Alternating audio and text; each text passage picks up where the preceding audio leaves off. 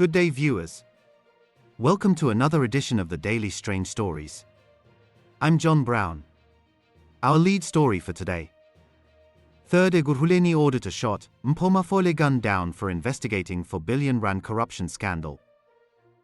In the bustling city of Ekurhuleni, a place that serves over 4 million residents with an annual budget of 64 billion rand, a dark pattern has emerged among those who dare to uncover hidden financial wrongs. Mpho Mafole, a dedicated senior auditor and forensic investigator, became the third person in this role to face a deadly attack while probing massive corruption linked to contracts worth around 4 billion. On the 30th of June 2025, he was gunned down outside Kempton Park when his car was riddled with bullets as he drove along the R23 near Esalen Park. This incident marked him as the second auditor from the Ekurhuleni Metropolitan Municipality to lose his life in just 2 years, with another surviving a similar attempt. Mafole's work had placed him at the heart of investigations into chemical toilets and waste collection contracts valued at about 1.8 billion rand, as well as electricity and water vending deals worth 2.2 billion rand, bringing the total to 4 billion rand. These tenders, prone to irregularities due to their enormous scale, had drawn him into a web of potential fraud that seemed to threaten powerful interests. Mafole had only joined the municipality's finance department in April 2025, after spending 15 years with the Auditor General of South Africa, where he contributed to audits of the very same city. In his short time there, he took on the role of Group Divisional Head for Corporate Audits and Forensic Investigations, working under the Group Chief Audit Executive, Philip Rakwala. His tasks included completing property checks on the chemical toilets and waste tenders, which he wrapped up in just 4 weeks. He also delved into the vending contracts, examining how electricity and water services were being managed and billed. One particularly troubling audit involved the refurbishment of the Sami Municipal building in Germiston, a project that started with a budget of 46 million rand but had swelled to over 300 million rand after more than 8 years of ongoing work. This ballooning cost raised serious questions about oversight and possible mismanagement, and Mafole was right in the middle of scrutinizing it. The dangers of such work were not new in Ekurhuleni. Before Mafole, Simnikiwe Mapini, an adjudicator and evaluator on the municipality's audit team, met a similar fate. On the 8th of December 2023, Mapini was shot while driving with a colleague near Rand Airport in Germiston. The colleague escaped unharmed, but Mapini did not survive. Like Mafole, Mapini had been investigating the chemical toilets and waste collection contracts, digging into potential corruption in those high-value deals. Then there was Kagiso Lerutla, the municipality's chief financial officer and the ultimate authority over these audits. On the 15th of September 2023, Lerutla was targeted while driving in Germiston, sustaining bullet wounds to his arms but managing to survive. The attackers in his case used a Hyundai i10, showing little rush to escape, much like the Toyota Avanza involved in Mafole's killing. Lerutla reported the incident to the police but later chose not to discuss it publicly, and the municipality even declined to confirm the attempt to the media. These 3 individuals formed the core of the finance department's team focused on exposing corruption. Their attacks appeared designed to intimidate and halt their efforts. Mafole's probes extended to a major billing scandal involving manipulated and deleted electricity accounts, which had led to revenue losses exceeding 2 billion rand. He was preparing charge sheets against senior officials connected to this issue when he was killed. Preliminary findings showed that around 1,660 accounts had been altered for rates clearance, and 1,438 accounts were deleted only to be reloaded with much lower arrears, causing a direct loss of 273 million rand. This manipulation seemed to have occurred over several years, possibly involving collusion between internal staff, external consultants, and property managers. An independent forensic investigation into the matter was still in its early stages, with uncertainty about whether it would lead to criminal charges. Political pressures added another layer to the challenges faced by auditors like Mafole. During his 3 months at the municipality, he encountered situations where senior executives discussed audit outcomes in ways that suggested predetermined clean results. In one instance, 2 high-ranking officials agreed during a phone call in his presence that no adverse findings would emerge from the chemical toilets audit. This echoed an earlier experience from 2 years prior when Mafole was still with the Auditor General. A senior municipal official interrupted an auditor's meeting to insist that draft adverse findings be altered, declaring the matter non-negotiable. After escalating the issue, that official secured the desired clean audit. Such pressures highlighted how political office bearers and executives sometimes pushed for favorable reports, making the auditing process risky and fraught with interference. Mafole's personal life painted a picture of a man committed to both his profession and his future. He planned to marry his fiancée in December 2025, having already paid lobola for her earlier that year. It's not easy. It's very devastating. And within the family, it's for the second time that a member of our family dies through a barrel of a gun. But however, in case of Mpho, a very young man in his life, starting to grow after spending many years with Auditor General's office nationally. And he then took a position in Ekurhuleni. And within a period of 3 months, very short period with Ekurhuleni Metro Municipality, then this situation. So it's so devastating. The mother she has not been very well for a very long time, okay? The father was starting to enjoy his pension. He worked for one company as a teacher, professional teacher, for 41 years. So you could see the discipline of a family, how they behave. So this young man was going to show us flames in terms of the discipline, the morale, the dignity of the family, principles of familyhood. Unfortunately, this is what is happening. We are all devastated. On the day of his death, he borrowed his father's black Toyota Yaris to attend an important board meeting with Lerutla. He emphasized to his father the need to be on time, saying he would return later, but he never did. Police found his body still seat-belted in the car, surrounded by shattered glass, with the driver's window completely broken and blood everywhere. His cousin described the scene as haunting, noting how the attack left a lasting image of tragedy. Mafole came from Tembisa, where he was known for his integrity and desire to improve systems.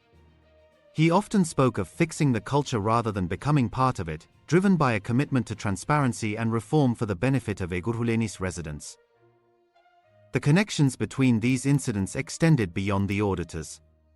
2 weeks before the attempt on Lerutla, Mfo, a disc jockey with no known ties to the municipality, was gunned down outside a nightclub in Kempton Park. One of the men arrested in that case, Tabani Goodwill Njali, later became a suspect in Mafole's murder. June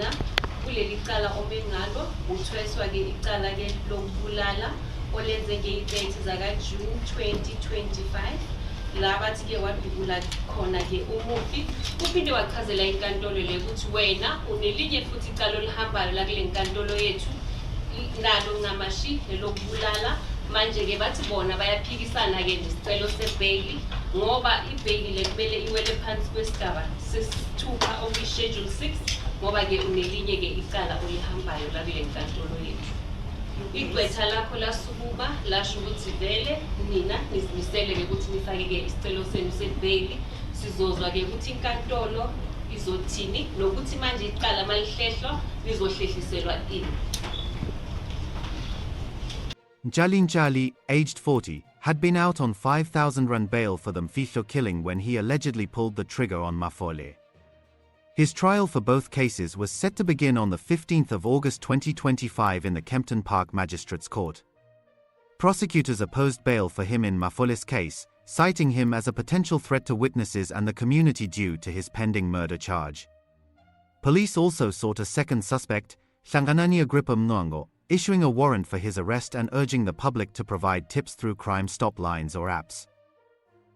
So the matter has been postponed to the 15th of August for the state to conduct its investigations relating to the bail application that the accused wants to bring before court, as well as for the accused to prepare themselves for their bail application.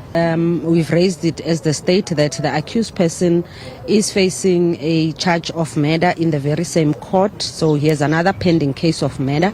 In that case, it's a murder that happened in September of 2023, where Mr. Mfo was allegedly shot and killed, and in that matter, Mr. Njali has been released on bail of 5,000 rands.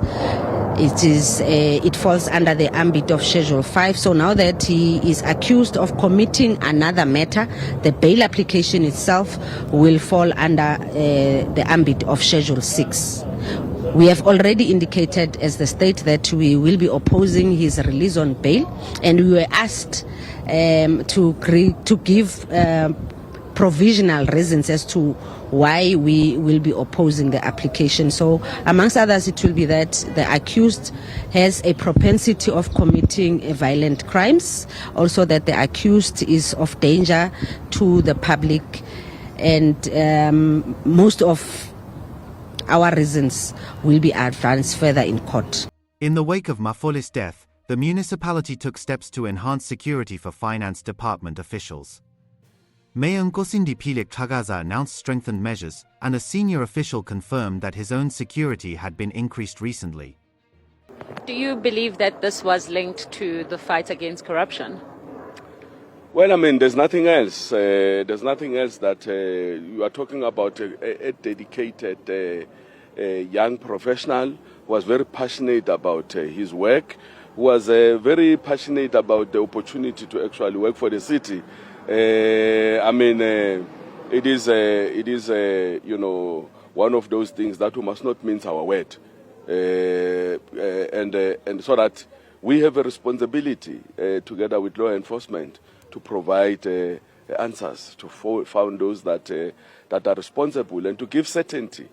Importantly, is certainty to the officials that are involved in some of the audit work, in some of the forensic work, in some of the investigative work. We've made a lot of pronouncement about where we want to take the city, and they must be assured that we do everything in our power to actually, get rid of all the rot. I've emphasized of all the rot. At Mafole's funeral, attendees remembered him as a corruption buster and a patriotic figure dedicated to serving his country through honest work. Similar sentiments had been expressed about Mapini nearly 2 years earlier. The mayor met with Mafole's grieving family, acknowledging the emotional difficulty of not yet having answers about those responsible.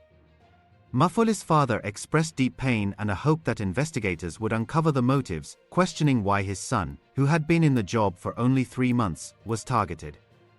He noted Mafole's passion for forensic auditing, despite its dangers, as it involved exposing instabilities within the council. The billing scandal drew further controversy when the mayor publicly linked it to Mafole's murder, suggesting the killing was not random given the timing after Mafole submitted a report implicating suspended officials. This included the suspended Chief Information Officer, Mologo Municipal, who faced allegations of negligence for failing to detect the account manipulations. Municipal's lawyers responded with a letter dated the 4th of July 2025, demanding the mayor retract statements implying involvement in a criminal syndicate or the murder. They argued that no evidence supported such claims, no criminal charges had been filed, and the remarks caused reputational and emotional harm. The letter required an immediate public retraction through the same media outlets, a halt to further comments, and preservation of related documents. It gave 7 days for a response, threatening defamation lawsuits and damages if ignored. However, it's now nearly a month later, but no retraction or legal action has occurred from either side. Experts and organizations highlighted the broader implications of these events. The Association of Certified Fraud Examiners condemned the attack, viewing it as part of a pattern targeting whistleblowers and anti-corruption professionals. They called for urgent action from law enforcement to pursue not just the direct perpetrators but also any masterminds, emphasizing that delays foster impunity. A professor from the Wits School of Governance described how such killings push the country toward lawlessness, silencing those who investigate wrongdoing and undermining public sector governance. Mafole's colleague, Rakwala, recalled their last day together at the board meeting, praising Mafole's work ethic, integrity, and thoroughness. He noted that Mafole planned to stay for about 5 years to sharpen his skills before moving on, always focused on doing the right thing. Mafole's family, including his aging parents whom he supported as their only child, mourned deeply. His mother was particularly affected by illness, making the loss even harder. He's my baby. He was my baby. The only thing that I called my own. That was my baby. He was his daddy's friend. And he was my friend. Because he's the only child that we had. I never thought that one day my boy will be gone. I thought he'll bury us first, not the other way around. My baby's gone. My baby's gone. I'm so heartbroken. I told his dad when somebody called Gina, the CPF lady. That lady called his dad and said, "Who was driving your black car?" And then Daddy said, "It's my son." Relatives demanded swift justice, hoping the case would not fade into obscurity. The municipality's spokesperson affirmed a commitment to employee safety, especially in high-risk roles, with ongoing reviews of security measures in coordination with authorities.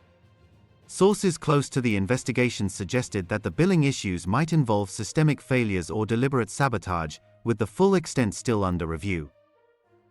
Detectives made a breakthrough on the 20th of July 2025, arresting Jalin Jali, who appeared in court on the 23rd of July 2025.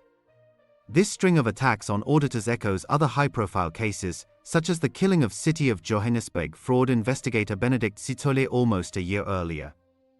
It raises alarms about the safety of those fighting financial misconduct in South Africa's public sector. The Ekurhuleni Metropolitan Police Department has not yet confirmed motives or additional suspects, but the mayor's comments have heightened tensions. As investigations proceed, the municipality continues to grapple with the fallout, including legal threats and calls for better protection. Meanwhile, corruption seems to be rampant in Ekurhuleni. Yesterday, a group of 10 Ekurhuleni police officers were arrested for corruption and theft in a case that exposes deep flaws within the ranks of those meant to protect the public. These officers, including 6 from the Ekurhuleni Metro Police Department and 4 from the Tsagane Police Station, were taken into custody on the 4th of August 2025 at the Edenvale Police Station. The arrests, carried out by members of Independent Police Investigative Directorate, stemmed from an incident where the officers allegedly abused their power during a raid, seizing goods and cash without proper records and pocketing items for personal gain. The events unfolded yesterday during a multidisciplinary law enforcement operation launched by Gauteng Premier Panyaza Lesufi. The officers targeted a local shop, where they arrested a cashier on suspicions of dealing in illicit cigarettes and detained another employee over alleged immigration issues. However, their actions went far beyond routine enforcement. They reportedly restrained the shop staff, ordering them to stay silent while some members headed straight to the counter and stockroom. One officer grabbed a shop assistant by the neck amid the chaos, as others ransacked the areas, filling black plastic bags with cigarettes valued at 150,000 rand. They also took 35,000 rand in cash, which the shop manager later explained was set aside for rent, and 3 packs of grandpa headache powder worth nearly 5,000 rand. Security camera footage captured the scene in detail, showing officers stuffing bags with cigarettes from the counter and removing more from the storeroom along with the grandpa packs. In one particularly bold moment, an officer from the Metro Police was seen dancing outside the store after the raid, as if celebrating the haul. When the shop assistant questioned the taking of the money and tried to present invoices proving the cigarettes were legal, the officers dismissed the documents and warned him to stop talking, threatening physical harm if he continued. Back at the station, the officers only recorded the cheaper cigarettes in the occurrence book, leaving out the expensive ones and the grandpa entirely.